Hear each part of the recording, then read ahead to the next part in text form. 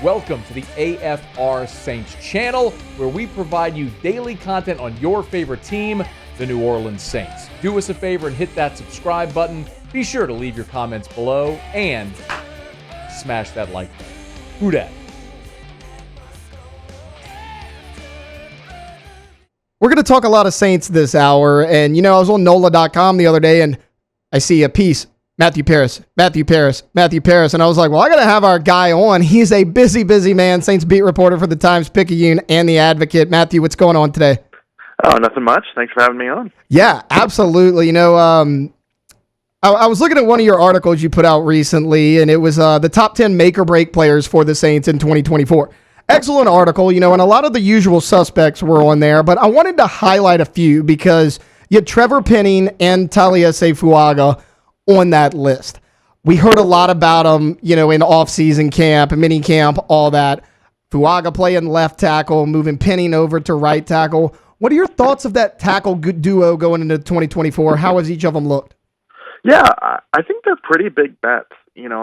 For Fuaga, I like it. I get the rationale of moving him to left. You use the 14th overall pick, but we won't really know until the game starts whether that actually will hold up okay. He's looked pretty good from what we've seen in, mandatory minicamp and OTAs. It looks like he has the athleticism to play there, but until the pads go on and the games start, we really don't know, but I get the rationale behind it. Penning, same thing, but in terms of, they want a fresh start with him. They felt like moving him to right tackle is the best way to do that. Bringing in a new offensive line coach and changing the scheme, they feel like will benefit him.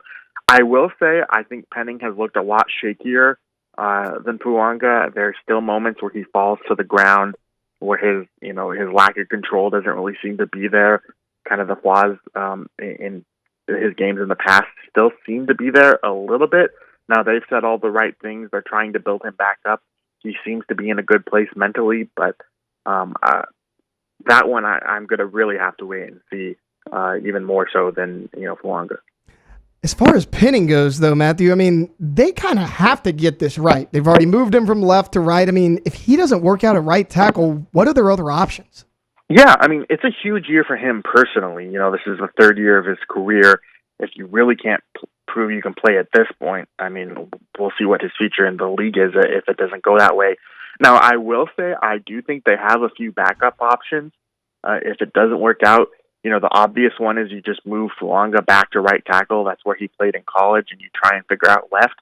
Now, they don't really have a solid backup left tackle, so that would be a problem. But, you could also play a guy like Oli Udoh there. He played right tackle in Minnesota. They signed him in this offseason as kind of this versatile offensive line piece. They still have Landon Young, who filled in for Ryan Ramczyk last year. And, I guess Ramczyk is also theoretically a possibility, but I would be really surprised at this point if he were able to return. But, I think Udoh, Fuaga, and Landon Young would be kind of your backup options there for right tackle if Penning doesn't work out.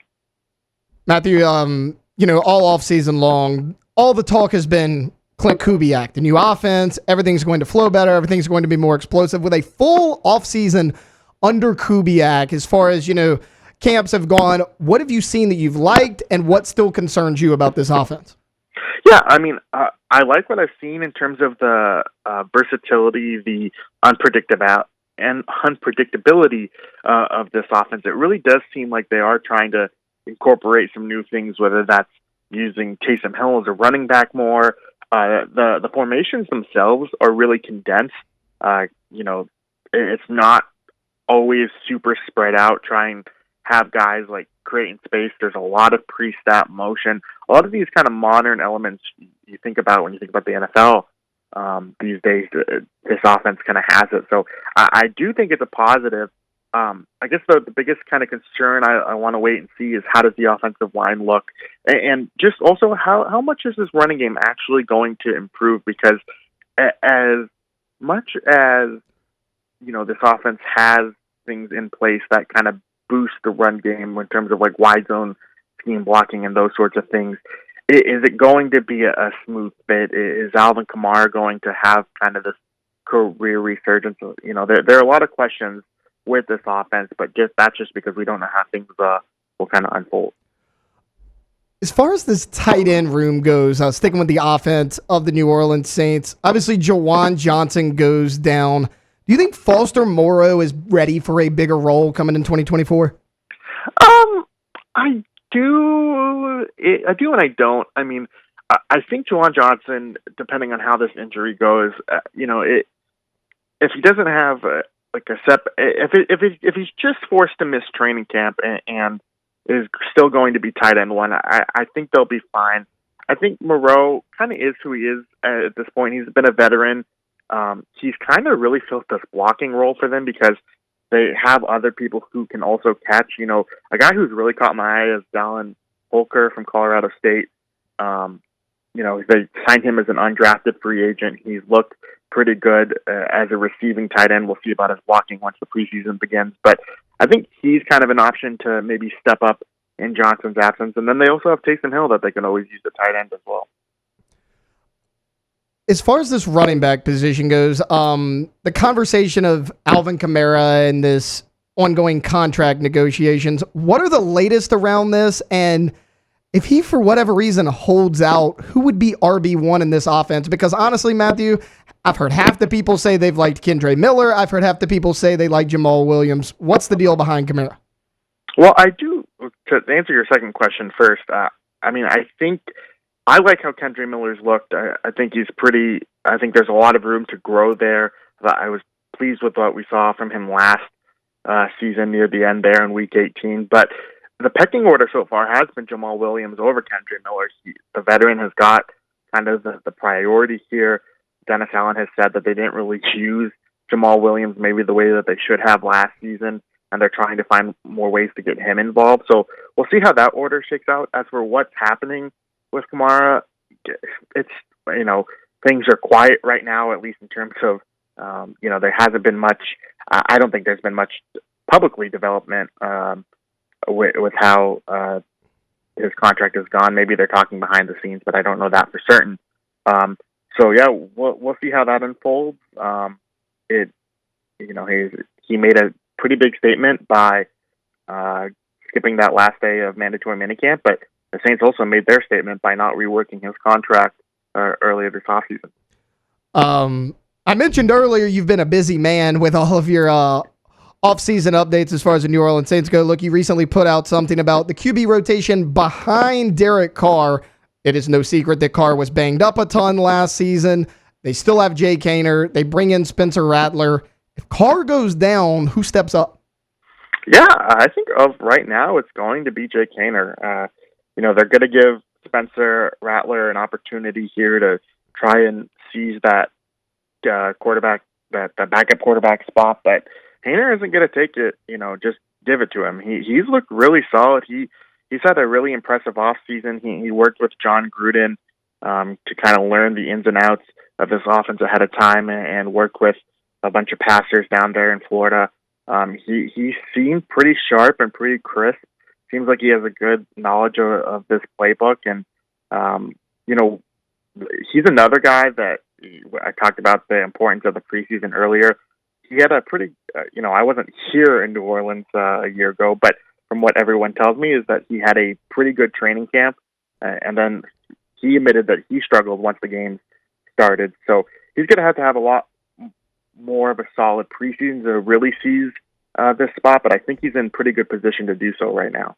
Matthew Paras, Saints beat reporter for the Times-Picayune and The Advocate, is our guest right now. I want to switch to the defensive side of the ball here for a little bit. As far as the cornerback room goes, probably the most talented position on the team as far as depth goes, but what about the safety spot? You have Jordan Howden, you have Jonathan Abram, and then you have Tyrann Mathieu, who's more of that box safety right now. What could they add some depth in that room?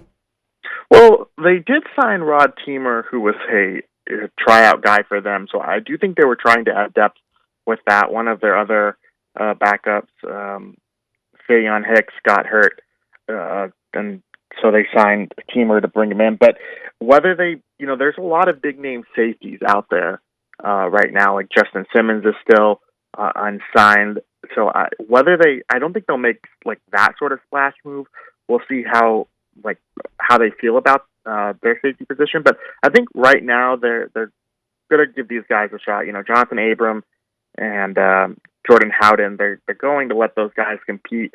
Matthew has his spot locked down. But if you look at this position, it's not really a position that the Saints, or really anyone in the NFL right now, is willing to try and pay these huge amounts of money to. I think they're trying to go kind of cheap at that position, or relatively modest rather, and they're going to let it shake out that way. So we'll see, but I do think they feel good about their depth. Just one more for you before I get you out of here, Matthew. How big of a concern is the interior defensive line depth heading into the season? Brian Bresee obviously looked good as a rookie, but what have you made of that rotation? Yeah, that's the one that I don't really know. Nathan Shepard had a really quiet year one with the Saints. He kind of underwhelmed. I know he came over from the Jets. They've signed Kendall Vickers, who was from the Raiders. He's gotten some opportunity with the starters in the spring as Bresee, kind of nursed back this injury, and Shepard wasn't at voluntary practices. They have Christian Boyd, who is their 6th-round rookie. He looks pretty solid. He's kind of that big run-stuffing tight end that, they lost Malcolm Roach to the Denver Broncos in free agency. I think he kind of is a one-for-one replacement in terms of that. But, and then they have Colin Saunders as well, and he's a guy that I think is solid. He'll probably be that other pass-rushing defensive tackle to go next to Bresee.